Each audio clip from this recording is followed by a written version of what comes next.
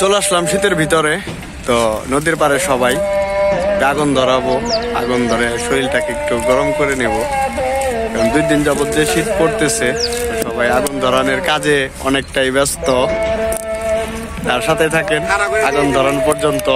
আর একজনের কি একটা অনুভূতি শীতের ভিতরে, সেটা আপনাদের মাঝে শেয়ার করব। আগুন ধরানোর প্রস্তুতি চলতেছে।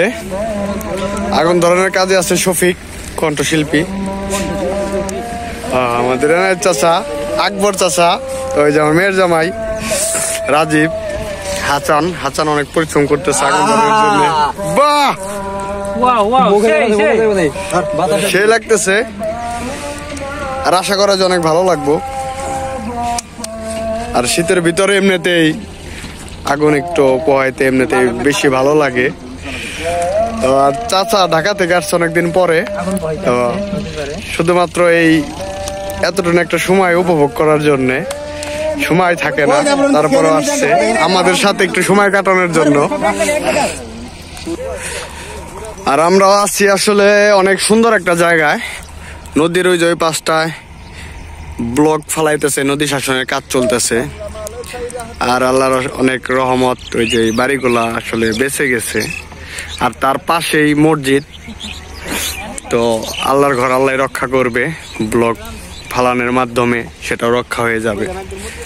আর এই অনেক সুন্দর একটা পরিবেশ, তার মধ্যে এই পাশটা মানে পুরাটাই চর। আর আমরা আছি একদম এই যে পানি, আর এই পাশে আমরা আগুন ধরাইছি। তো সেইখানে তো কি বলবো, আসলে অনেক ভালো লাগতেছে।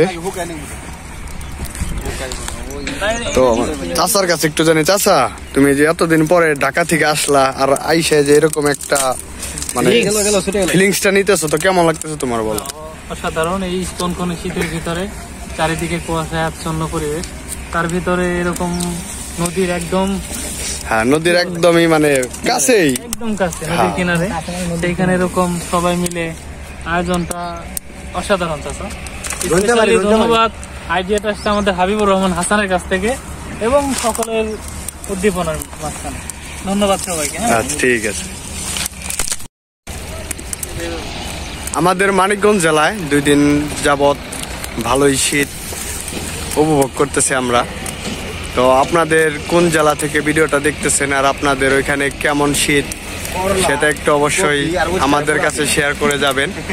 আর ভিডিওটা দেখার জন্য আপনাদের অনেক অনেক ধন্যবাদ, আর এত সময় দেওয়ার জন্য। সবাই ভালো থাকবেন।